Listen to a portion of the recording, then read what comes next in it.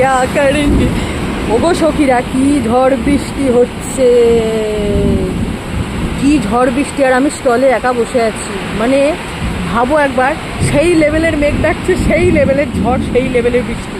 এক তো শাড়িগুলো কোনো রকমে সরিয়েছি, দ্বিতীয়ত মানে কি বলবো, উড়িয়ে নিয়ে যাচ্ছে, উড়িয়ে দিল এত, মানে এত ঠিক আছে, বাট মানে স্টলে চন্দনও চলে গেছে, ছেলের পড়া আনতে যাবে, চন্দনও চলে গেছে। ও বাবা,